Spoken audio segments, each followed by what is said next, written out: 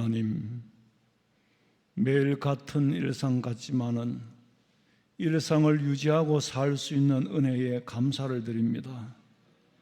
지구촌에는 일상이 무너지고 깨어져서 혼란 가운데서 방황하고 혼란 가운데서 고통받고 사는 사람들이 얼마나 많은지, 아버지 하나님이여, 웬 은혜인지 웬 사랑인지 오늘도 진심으로 감사를 드리며 온전히 하나님의 은혜인 줄 알고 영광을 돌리오니 이 예배를 받아 연락해 주시옵소서. 다시 오실 예수님의 이름으로 기도하옵나이다. 아멘.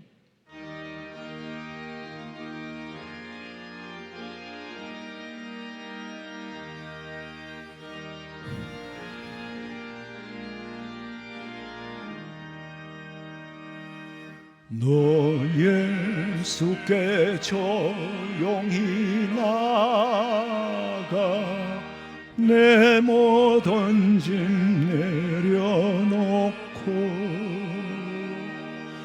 주 십자가 사랑을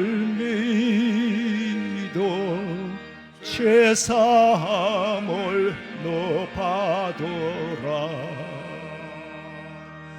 주 예수께 조용히 나가 내 마음을 쏟아놓으라. 널 엄밀히 보시는 주님 큰 은혜를 베푸시리. 주 예수의 은혜를 입어 내 슬픔이 없어지리. 내 이웃을 널 사랑하여 너 받은 것 거저주라.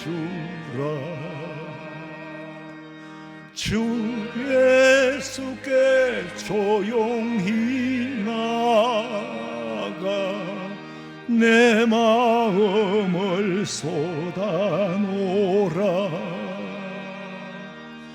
널 엄밀히 보시는 주님 큰 은혜를 베푸시리. 주 예수를 친구로 삼아 널 내 옆에 모시어라. 그 영원한 생명 샘물에 내 마른 목 축이어라. 주 예수께 조용히 나가 내 마음을 쏟아놓으라. 널 엄밀히 보시는 주님 큰 은혜를 베푸시리. 너 주님과 사귀어 살면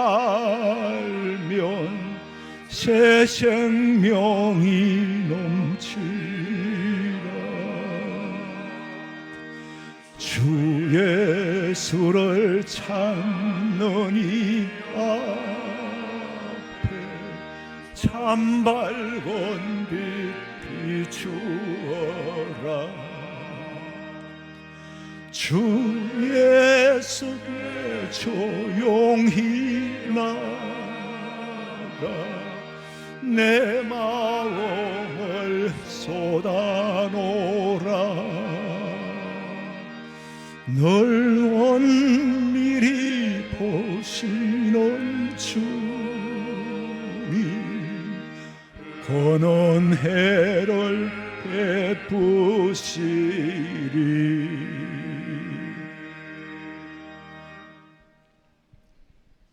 무더운 날씨 속에서도 주님의 사랑 안에서 지켜주셨다가 수요 예배로 예배드릴 수 있는 믿음과 환경을 허락하신 아버지께 감사를 드립니다.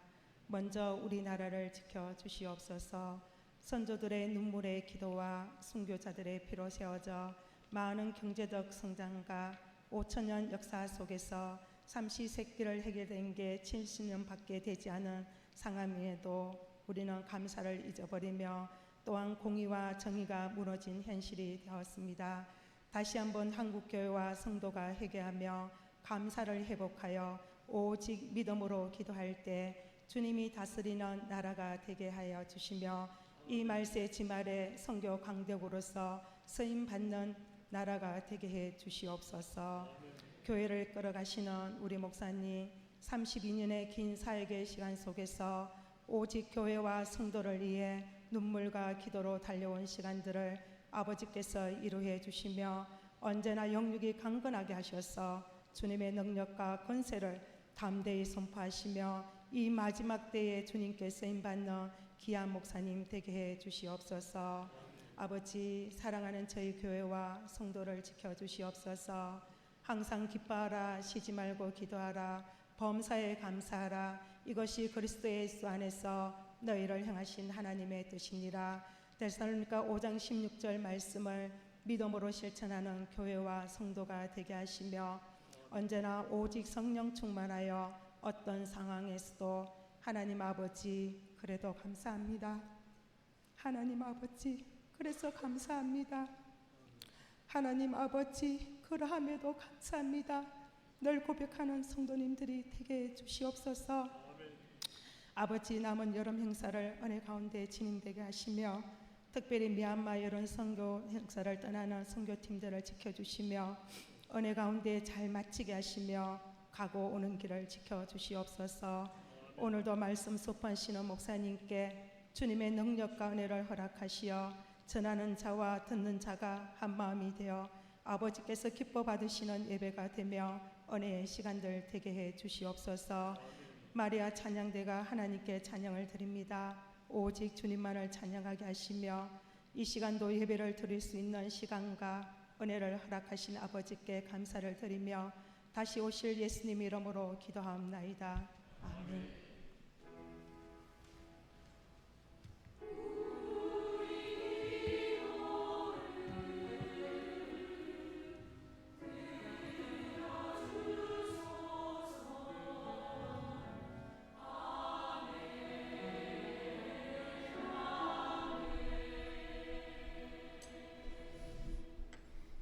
사도행전 17장 22절 말씀부터 29절까지 보겠습니다. 사도행전 17장 22절에서 29절까지 우리 천천히 뜻이 좀 복잡합니다마는 뜻을 생각하면서 다 같이 22절에서 29절까지 같이 보겠습니다. 바울이 아레오바고 가운데 서서 말하되 아덴 사람들아 너희를 보니 범사에 종교심이 많도다. 내가 두루 다니며 너희가 위하는 것들을 보다가 알지 못하는 신에게라고 새긴 단도 보았으니 그런즉 너희가 알지 못하고 위하는 그것을 내가 너희에게 알게 하리라. 우주와 그 가운데 있는 만물을 지으신 하나님께서는 천지의 주제시니 손으로 지은 전에 계시지 아니하시고 또 무엇이 부족한 것처럼 사람의 손으로 섬김을 받으시는 것이 아니니 이는 만민에게 생명과 호흡과 만물을 친히 주시는 이심이라. 인류의 모든 족속을 한 혈통으로 만드사 온 땅에 살게 하시고 그들의 은대를 정하시며 거주의 경계를 한정하셨으니 이는 사람으로 혹 하나님을 더듬어 찾아 발견하게 하려 하심이로되 그는 우리 각 사람에게서 멀리 계시지 아니하도다. 우리가 그를 힘입어 살며 기동하며 존재하느니라. 너희 시인 중 어떤 사람들의 말과 같이 우리가 그의 소생이라 하니 이와 같이 하나님의 소생이 되었은즉 하나님을 금이나 은이나 돌에다 사람의 기술과 고안으로 새긴 것들과 같이 여길 것이 아니니라. 아멘. 마리아 찬양대에서 찬양드리겠습니다.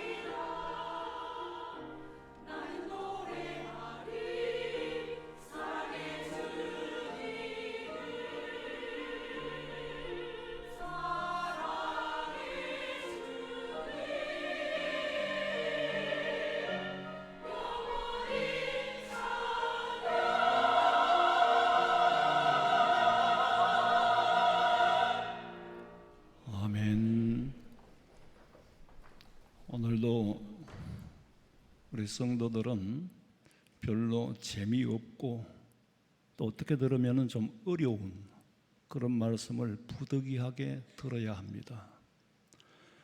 말씀을 준비하면서도 제가 속으로 참 미안하다, 성도들 앞에 미안하다는 생각이 들 때가 있어요. 어떤 때냐 하면 바로 오늘과 같을 때. 몇 시간에 걸쳐서 아덴에서 일어났던 철학적인 얘기를 하다 보니까 그 쉬운 얘기가 아니죠. 성경이 무슨 소설이나 문학 작품 같으면은, 아니 코미디 같으면 얼마나 재미있겠습니까마는 성경은 그렇지 못해요. 그렇지 못한 게 아니라 그렇지 않지요. 그러니 우리는 부득이 하나님의 말씀이니까 어려운 말씀도 이해가 되는 만큼 들어야 되고, 재미있는 말씀도 들어야 되고, 재미없는 말씀도 들어야 돼요. 항상 맛있기는 라면이 맛있지. 그렇다고 라면만 주구장창 먹으면 위장이 빵꾸 납니다. 지난 시간에 바울이 아덴에서 철학적으로 복음을 전하다가 에피쿠로스 학파와 스토아 학파 철학자들과 부딪혔어. 들은 소리는 스펠모 로고스, 말을 쪼아먹는 새라는 별명만 하나 얻어가지고 복음은 전하지 못하고 고린도로 갔어요. 먼 훗날 고린도에서 아덴에서 일어났던 일을 생각하니까 너무 트라우마가 일어나. 다시는 내가 복음 외에는 아무것도 알지 않기로 했다. 그렇게 고백하면서 디모데와 디도에게 부탁하기를 6장 20절에 보니까 디모데야, 망령되고 헛된 말, 이 말은 철학적으로 하지 마라. 거짓된 지식의 반론, 그 철학자들의 하는 얘기, 그 반론, 그걸 피해라. 그리고 복음만 전해라. 내가 말이야, 복음만 전하다 보니까 너무 학자들 앞에서 밋밋하고 무식하게 보이는 것 같아서 그냥 복음을 철학적으로 전하다가 실패했다. 그러니까 니들은 그렇게 하지 마라. 아주 뼈아픈 그런 경험을 반면교사로 삼고, 내 전도함이 내 설득이나 내 지혜로 하지 않겠다. 오직 성령의 나타나심과 성령의 능력으로 뜻입고 하겠다고 다짐을 합니다. 바울은 철학의 본산지인 아덴에 갔을 때 가면서부터 신학적인 생각과 선교 사상에서 상당히 흔들림이 있었던 것 같아요. 내가 가는 도시는 철학자들이 모인 도시니까, 내가 이제 알고 있는 철학을 한번 펼쳐볼 수 있는, 한번 변론하고 한번 도전해 볼 수 있는 그런 땅이 아덴이구나. 그 기대에 부풀어서 갔단 말이에요. 그러는 동안에 바울은 잠시 복음 전도자의 신분, 선교사의 신분을 망각하고 자기 지식을 사용할 수 있는 기회가 왔다고 착각을 하고 자기도 모르게 철학적인 흐름으로 변해가고 있었다는 거죠. 거기에 있는 동안에 하루 이틀 있었던 건 아니니까. 여러분, 사람의 심성이라는 것은 변화무쌍하기 때문에 이렇게 클래식 음을 듣다가도요, 또 뭐 대중가요가 나오면 거기 또 흥이 사람이 그 흐름에 따라 감정이 변해요. 모드를 바꿔 뿌리면은요, 그 모드가 바뀐 무드에 따라가 버립니다. 점잖게 앉아있던 사람도 막 흥겨운 노래가 나오고 막 이러니까 막 일나서가 춤을 추는 거예요. 그러다가 동해물과 백두산이 이러니까 막 또 조용해지는 거예요. 바울이 철학적인 도시에, 철학의 도시에 가서 철학적인 사람으로 그 모도로 그 무드에 빠져버린 거예요. 그러니까 복음 전해야 할 전도자의 사명을 잃고 사명에 혼란이 온 거예요.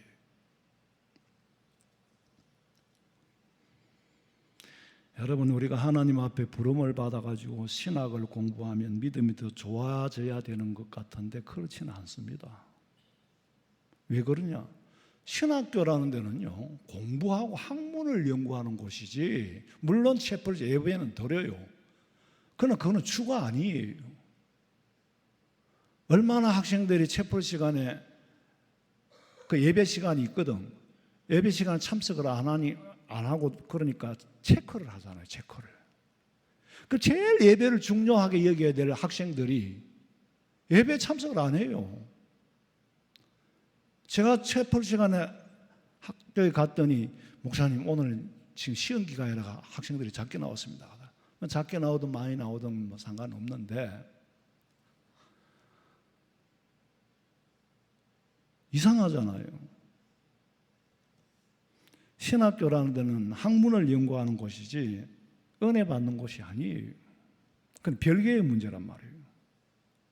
성경을 아는 지성에 중점을 두기 때문에 아는 것은 더할 수 있지만은 성령을 사모하는 마음은 식어집니다. 왜? 공부에 몰두하다 보니까 그렇게 되는 거예요. 영적인 믿음은 자연히 식어지는 아주 참 아이러니한 일이 생기지.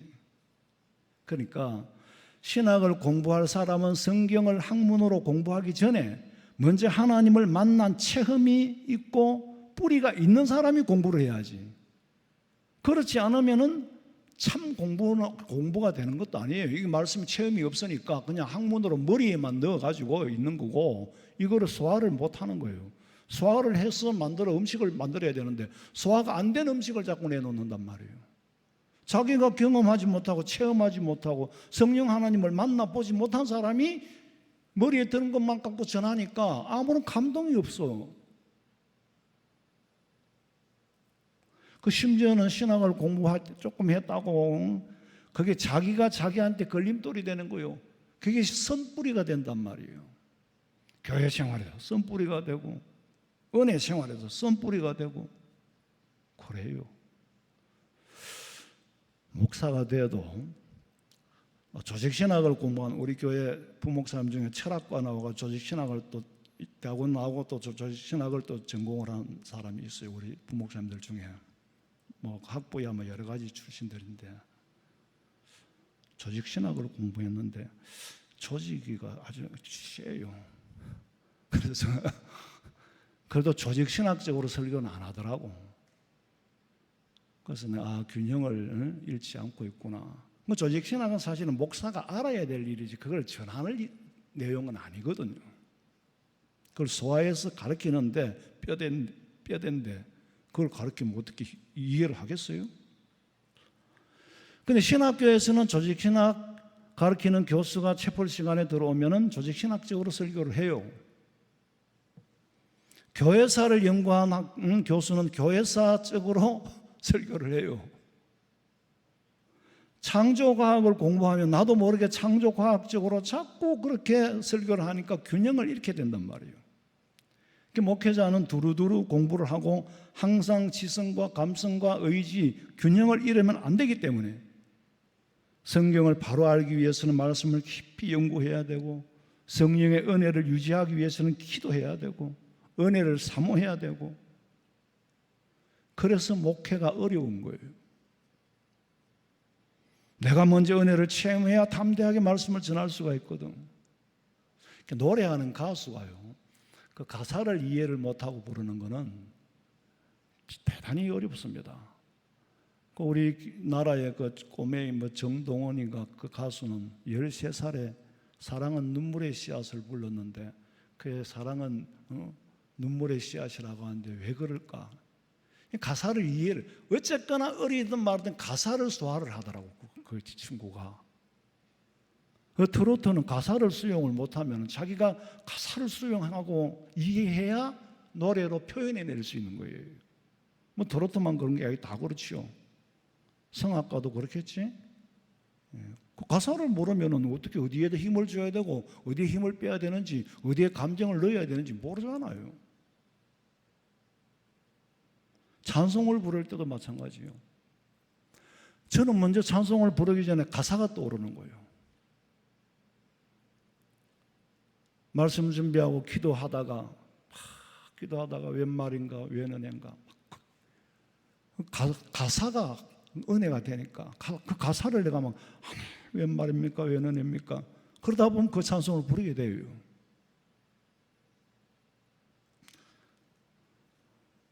성경을 공부해서 아는 것도 중요하지만 지식에 치우치면은 자칫하면 교만해질 수 있고 성령이 역사할 틈이 없어지는 겁니다. 성경 공부가 나쁘다는 말은 아니에요. 그러나 사실은 성경 공부 많이 한다고 믿음이 더 좋아지는 건 아닙니다. 성경 공부를 안 했다고 믿음이 덜 좋아지는 것도 아니에요. 믿음이 빠져나가는 것도 아니에요. 여러분이 지금까지 들은 지식만 해도 예수 믿는 데는 아무 지장 없습니다. 어떤 분은 보면 예배에 1시간 참석하고 어느 말씀에 부딪혔는지 우리는 모르지만은 성령께서 역사하시니까 처음으로 교회 와서 눈물 흘리고 은혜 받고 예수 믿겠다고 하는 사람을 저는 목회하면서 수없이 봐왔습니다. 지금도 그런 일들이 일어나고 있어요. 그건 성경을 그분이 많이 알아서? 아니에요. 말씀 한마디에 성령의 역사로 부딪히는 거예요. 그러니까 녹아내리는 거예요. 그렇다고 또 추구장창 성령의 역사만 외치고 내용이 없다면은 믿음의 대상이 누군지 내가 믿는 하나님이 어떤 분인지도 모르면은 그건 허구를 쫓는 게 되는 거잖아요. 그래서 목사는 이걸 균형을 잃지 않기 위해서 굉장히 항상 노력을 해야 돼요. 객관적으로 봐야 되고. 신비주의자들은요, 말씀이 없어요. 내용이 없어요. 사람의 감정만 불러일으키는 거예요. 감정만 이렇게 흥분을 시키는 거예요. 그리고 오히려 분별력이 없게 만듭니다. 그게 거짓 선지자들이 하는 짓이에요. 어느 한 방향에 빠지면 거기서 헤어나질 못하고 잘못된 믿음의 틀로 굳어지게 되면 심각한 문제가 생기거든. 기도도 그래요. 신학교 교수들이 기도하는 거 보면 자기 전공대로 기도를 하는 거예요. 교회사 가르치는 교수는 계속 교회사적으로 기도를 하는 거예요. 하나님이 존 칼빈을 통해서 종교개혁을 일으키고 마르틴 루터, 사바놀라 와일드가 이렇게 기도를 하는 거예요. 조직신학을 가르치는 기도는 조직신학적으로 하는 거예요. 그런데 거기서 벗어나지를 못해. 그분들은 목회하는 분이 아니잖아요. 학문만 연구를 하다 보니 자기 전공 분야에 그 틀에서 벗어나기 어려워요. 그건 잘못된 건 아니고 그렇게 돼버린다고 그죠. 그럼 목사는 그렇게 하면 안 되죠. 아니 신학교 교수뿐만이 아니라 일반 대학도 마찬가지예요. 제가 교육대학원에서 상담을 공부할 때에 그분은 예수 믿는 사람인데 자기가 자기 입으로 은혜를 많이 받았다 그래요. 그래서 수업하기 전에 기도부터 한다고. 근데 하는데 아주 상담학적으로 해요. 보혜사 성령님은 상담자가 아니십니까? 우리와 공감대를 형성하시고 아주 상담학적으로 기도를 하는 거예요. 전부 자기 학문을 토대로 만들어진 어떻게 보면 치우쳐진 신앙관이지. 잘못됐다는 얘기는 아니에요. 그러니까 교수들은 그럴 수밖에 없다는 얘기예요. 우리는 믿음 생활에 틀을 유지해야 돼. 그래서 말씀이 어렵지만은 바울이 활동하는 그 아덴이라는 도시는 철학의 본산지고 거기서는 그 사람들을 따라가지고 분위기의 흐름에 따라 가다 보니까 철학적이고 어쩌고 저쩌고 하다 보니 변론만 생기고 말 쪼아먹는 참새라는 소리만 듣고 복음은 못 전했다 이거예요. 그러다 보니까 절대적인 복음 전도자로서의 위치에서 떠나버린 거예요. 그래서 복음 전하는데 실패한 거예요. 이게 고린도에 가서까지도 영향을 미쳐서 심지어는 시리에 빠져서 복음을 전할 의지가 없어지는 의기소침해져 버리는 일이 있었단 말이에요. 자, 우리가 여기서 알아야 될 것은 하나님, 우리가 하나님 그래요. 근데 하나님은 이름이 아닙니다. 하나님은 속성이에요. 조직신학적으로 말하자면 속성이 뭐냐? 속성이 뭐냐고 물어보면 나 더 이상 할 말 없네요. 속성. 왜 하나님이라고 합니까? 하나밖에 없는 유일무이한 신이라고 하나님이라고 우리가 붙인 거예요. 여러 가지 잡신을 우리는 섬기는 게 아니에요. 우리가 섬기는 하나님은 한 분밖에 안 계십니까? 하나님이라고 부릅니다. 그런데 옛날 어른들은요 하늘 천자를 쓰거든. 그래서 하늘님, 그 하늘님이 바뀌어가지고 변해서 하느님이 됐어요. 지금도 가톨릭에서는 하느님이라고 부릅니다. 그건 하나님의 속성과는 거리가 멀어요. 알고 하는지 모르고 하는지 의도적으로 하는지. 여러분 하느님이 아니에요. 하나님입니다. 왜? 하나밖에 없는 존재라는 거예요. 하나님은 이름이 아니에요. 우리는 이름을 몰라요. 그러니까 하나밖에 없는 분이니까 우리가 하나님이라고 우리가 그렇게 부르는 거예요. 영어에서는 God라고 대문자로 쓰면 하나님이고 소문자로 쓰면 귀신이잖아요. 잡신들. 우리는 하나님의 뜻을 부르고 있는 거지 이름을 부르는 게 아니에요. 엘이라 그러는 뭐라고 해요? 엘은 하나님이에요. 로힘이 힘이 복수지요. 삼위 하나님. 하나님은 삼위 하나님으로 계신다는 건 알고 있어요. 그래서 우리가 엘로힘 이마저도 하나님의 진짜 이름은 아니라니까요. 자, 하나님께서 모세를 불러서 모세야 네가 애굽에 가서 네 백성들을 구해라.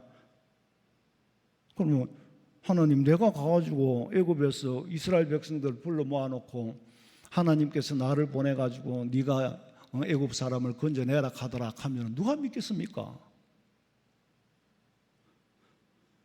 누가 시켜서 왔느냐고 물으면 뭐라고 대답할까요? 그때 하나님께서 그래 하나님이 가라고 하시더라 그렇게 말씀했어요? 아니에요. 누가 가라 캅디까 누가 가라 캅디까 물으면 내가 뭐라고 대답할까요? 그랬더니 하나님이 가라 하더라 이래 말하면 좋겠는데 출애굽기 3장 14절 봐요. 하나님이 모세에게 이르시되 나는 스스로 있는 자이니라. 또 이르시되 너는 이스라엘 자손에게 이같이 이르기를 스스로 있는 자가 나를 너희에게 보내셨다 하라. 이름을 안 밝혀요. 스스로 있는 자라는 거예요. 그분을 우리는 뭐라고 부릅니까? 하나님이라고 부르는 거예요. 하나님은 이름을 부를 수 없는 게 조물주는요. 피조물이 조물주 이름을 알 수도 없고 부를 수도 없어요.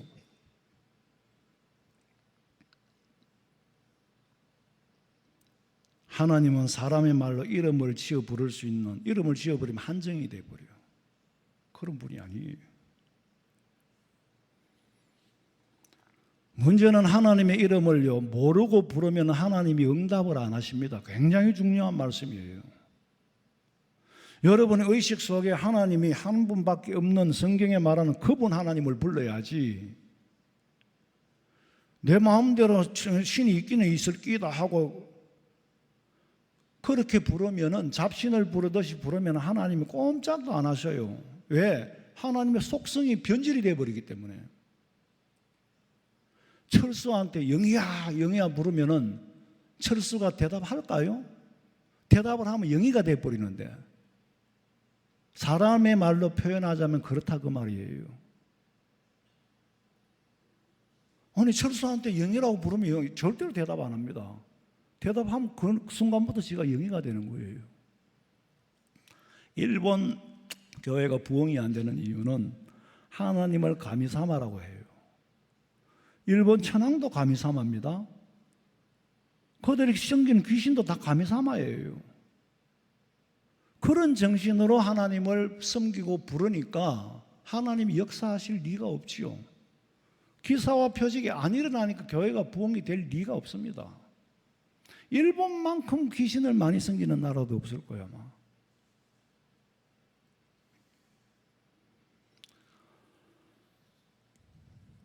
그것도 신이라고 하니까 헷갈리는 거는 철학적인 신인데 상당히 논리적으로 말을 하기 때문에 그 얘기는 너무 복잡해서 그만두고 좌우간 관념의 문제는 뭐냐면 만물의 근원이 뭐냐 생명의 근원이 뭐냐 그 근원은 신일 거다. 만물을 존재하게 하는 원인자로 존재하는 존재가 신이다. 뭐 복잡하잖아요. 근데 제가 쉽게 말씀드릴게요. 한마디로 최초의 원인이 되는 분. 최초의 우리의 조상은 누구예요? 아담이죠. 아담 위에는 누구라고? 하나님. 더 이상의 원인이 될 수 없는 그분이 하나님이다.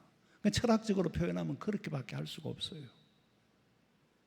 우리 인간의 말로는 그렇게밖에 할 수 없는 거예요. 그리고 우리가 눈에 보이는 물질이요, 다 눈에 보이는 것 같지만 물질 세계도 다 볼 수가 없어요. 공간도 다 못 봅니다. 아니 저 화성 밖에는 뭐가 있어? 은하계가 있어. 은하계 밖에는 뭐가 있을까? 우린 몰라요. 우린 정말 인간이 아는 것은 너무나도 작은 손톱만큼밖에 몰라요. 시간을 압니까? 연대를 압니까? 모르는 것뿐인데 아는 것처럼 산단 말이에요. 분자, 원자가 눈에 보입니까? 우주도 얼마나 넓고 무한합니까? 몇 억 광년 전에 무엇이 있었는지, 물질이라는 공간의 끝에는 뭐가 있는지, 만물의 근본인 아르게로서의 신을 생각하는 거예요. 철학적인 신을. 그러니까 우리는 그런 아르게의 신이 아니라 우리는 몰라요, 하나님을. 보여주는 만큼만 알아요. 들려주는 만큼만 알아요. 그런데 철학의 세계에서는 다 아는 것처럼 그렇게 말하잖아요. 복잡한 얘기를 그만두고, 어떤 과학자가 이걸 연구하다가 죽으면서 내가 화성에 올라가는 위성을 만든 과학자인데 물질로 물질을 추구했지만은 결론은 없었다. 물질이 근본이 아니라 인격이 근본이다라는 말을 하고 죽었어요. 그걸 또 다 설명하면 너무 길고 좌우간 그런 복잡한 세계, 말도 안 되는 철학의 세계가 있다는 것만 알아라 이거예요. 그 사람들하고 바울이 논쟁할 이유가 없는데 자기가 아는 게 학문이라고 그 학문하고 한번 써보겠다고 하다가 켜우가 된 거예요. 그렇게 자기가 아는 학문을 배설물과 같이 여기는 거예요. 이제는 내가 아는 세상의 지식, 이거는 배설물이다.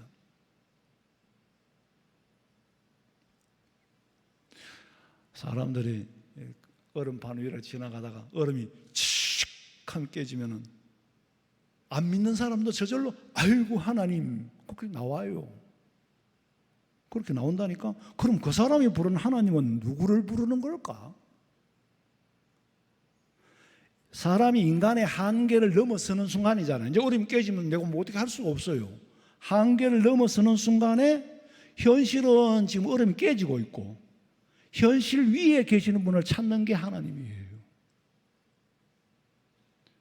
인간이 불가능한 걸 찾는 게 하나님이라니까.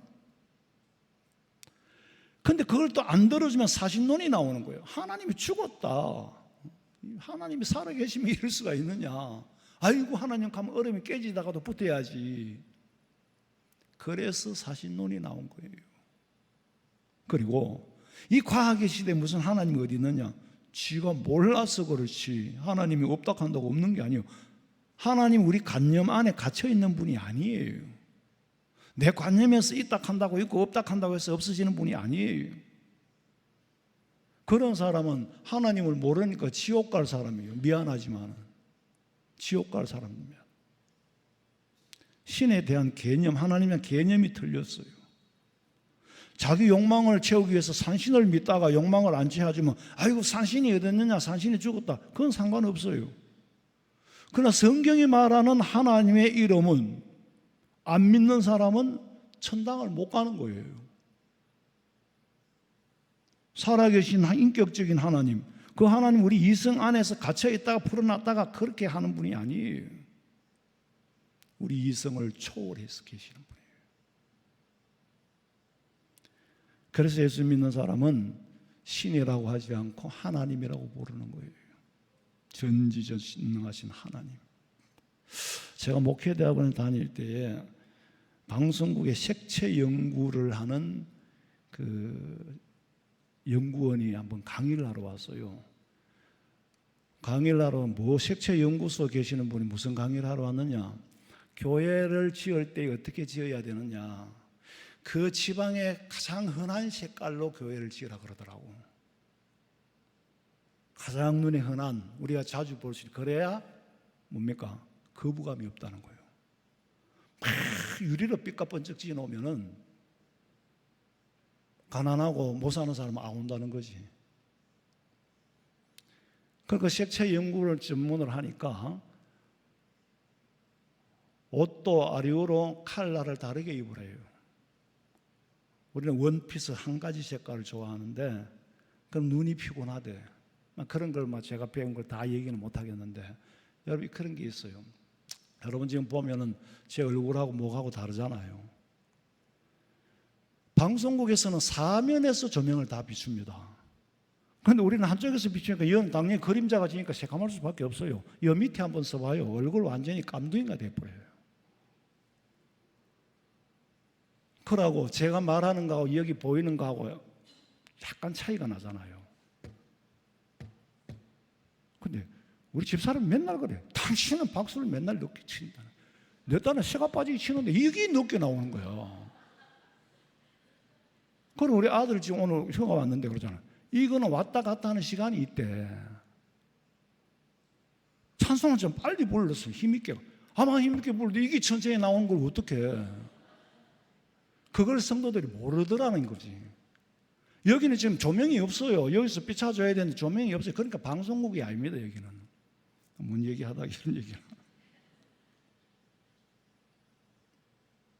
아까 내가 뭐라 그랬지?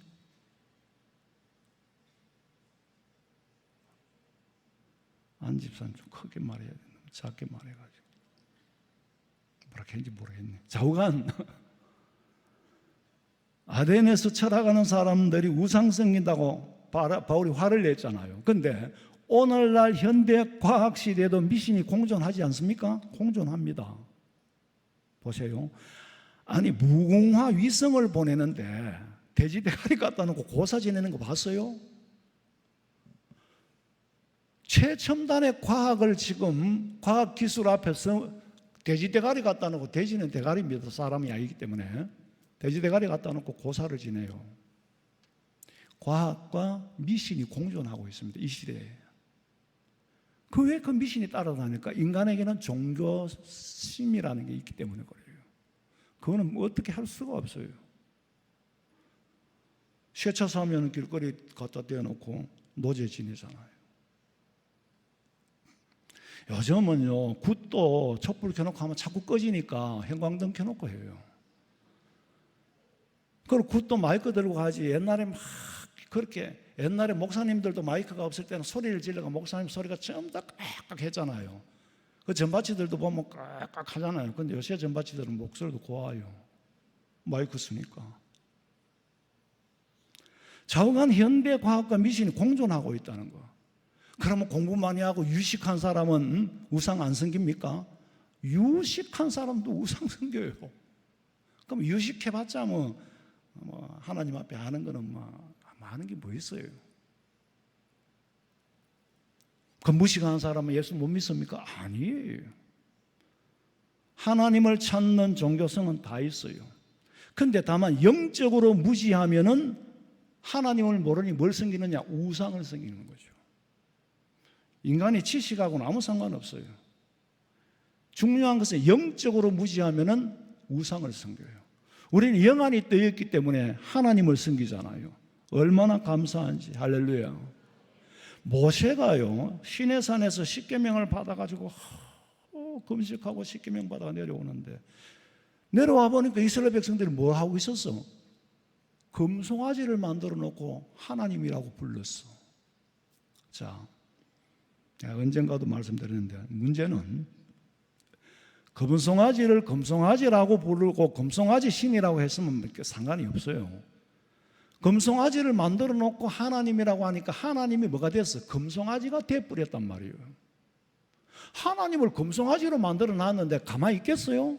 모세가 화가 나가지고 그냥 십계명을 받은 걸 들고 깨뿐 거예요. 중요한 것은 사람이 하나님을 만들 수 없다. 오늘 성경에 보니까 사람이 만든 색인 조각이 아니에요. 우리는 하나님을 만들 수 없다는 걸 몰라. 그러니까 하나님을 만드는 거예요. 그 만든 게 우상이에요. 17장 29절 봐요. 이와 같이 하나님의 소생이 되었은즉 하나님을 금이나 은이나 돌에다 사람의 기술과 고안으로 새긴 것들과 같이 여길 것이 아니니라. 하나님은 사람의 손으로 만드는 게 아니다. 하나님의 성전도 사람이 지은 성전에 계시는 분이 아니다. 저와 여러분의 마음 속에, 마음의 에클레시아, 마음의 교회 안에 계시는 줄로 믿으시기 바랍니다. 이거는 뭐라고요? 예배당이에요. 건물이에요. 그래서 최소한으로 우리가 예수 믿는다면은 근본적이고 기본적인 거는 듣기가 싫어도 알기는 알고 한 번은 듣고 넘어가야 돼요. 산신을 섬기고 목신을 섬기는 것은 사람의 의식이 만들어낸 존재하지 않는 우상이지 하나님이 아니에요. 그리고 하나님도 하나님을 제대로 모르고 부르면 하나님은 응답을 안 하신다는 거예요. 제가 기도할 때는 항상 저절로 그렇게 돼요. 내가 믿는 하나님 전지하시고 전능하신 하나님입니다. 나는 그 하나님을 믿는다고 고백을 하고 기도를 합니다. 그게 이제는 수십 년을 그걸 했기 때문에 그게 배버렸어요. 안 그래도 그 고백 안 해도 하나님을 아는데도 이상하게 나와. 우리는 예배 드리면서 항상 똑같은 신앙 고백을 하잖아요. 오늘도 우리는 전능하신 하나님을 믿습니다. 전지하신 하나님을 믿습니다. 부활하시고 다시 오실 예수님을 믿습니다. 그렇게 고백하고 예배를 드린단 말이에요. 그럼 누구한테 드립니까? 그래? 내가 섬기는 하나님을 분명히 해놓고 예배를 드리는 거예요. 우리는 성경에서 가르치는 올바른 하나님을 바로 찾아서 참된 구원의 길로 가시되 미혹당하지 마시고 유혹당하지 마시고 모르는 게 있으면 목사님한테 물어야 돼요. 나도 다 알지는 못하지만. 그래서 지도자가 필요한 겁니다. 저는 다른 거 하는 사람이 아니잖아요. 우리 성도들이 다음 세상을 준비시키는 사람이 목사가 할 일이고 이 땅에서도 어긋나지 않게 살도록 가르치는 게 목사가 하는 일이고 그래서 목사는 어떤 철학을 갖고 있어야 되죠. 내 철학이 아니라 성경적인 철학을 갖고 있어야 돼요. 오늘 참 재미없었죠, 안 집사님? 강장로님 되게 재미없었죠. 표정이 아이락하지만은 맞다는. 자, 재미없는 걸 아마 다음 시간에 또 해야 될 것 같아요. 이 사도행전을 강의하는 거니까. 그러나 우리가 바로 알고 바르게 섬기고 바로 부를 때 응답 받으시기를 주님의 이름으로 축원합니다. 살아계신 하나님 아버지, 우리가 아는 것은 하나님이 보여주신 만큼만 알고 오직 구원의 길만이 알지 그 외의 세상을 어떻게 알겠습니까? 또 알 필요도 없지 않습니까? 하나님만 바르게 알고 하나님을 바르게 섬기고 예수님 구주로 모시고 보혈의 피를 믿고 제사함 받아 구원의 은혜에 살아가는 줄로 믿고 이 믿음 변하지 않도록 붙잡아 주시옵소서. 다시 오실 예수님의 이름으로 기도하옵나이다. 아멘.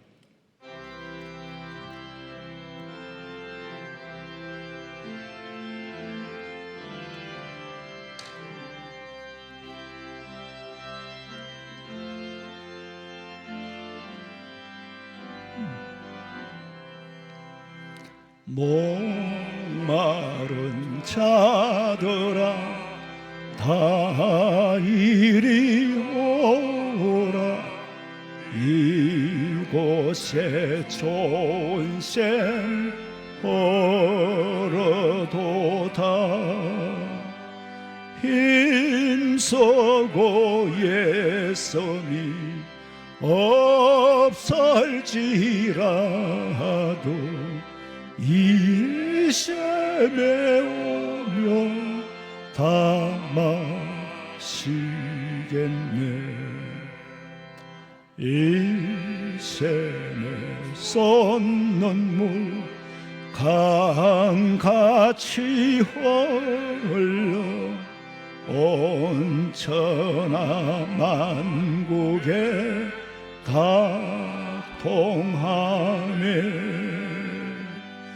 빈부나 귀천에 분별이 없이 다 씻으시고 또 마시겠네.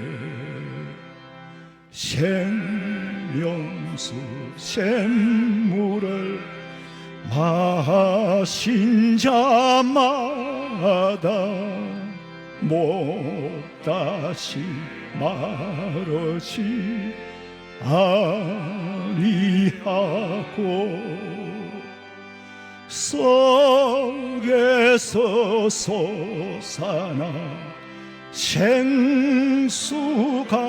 되어 영원히 솟아 넓풍성하리.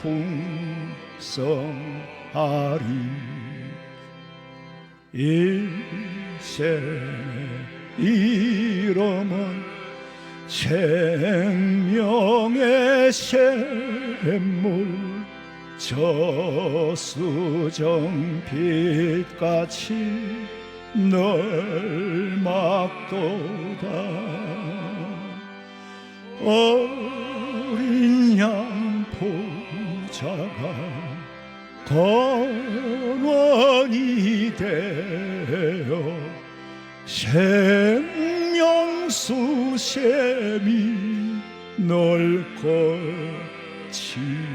거치잖네. 감사헌금 드렸습니다. 하나님 감사합니다.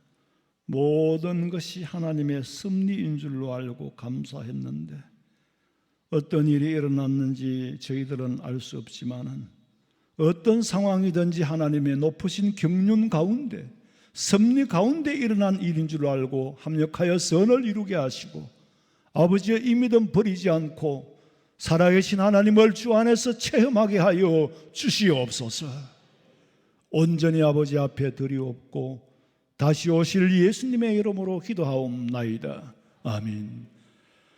지금은 우리 주 예수 그리스도의 은혜와 하나님 우리 아버지의 그 놀라우신 사랑과 성령의 위로하심과 교통하심이 주의 전에 나와 참 하나님을 바로 알기를 소망하는 우리 성도들의 머리 위에 가정과 직장과 사업장과 자녀들의 앞길 위에 지금으로부터 영원토록 함께 있을지어다.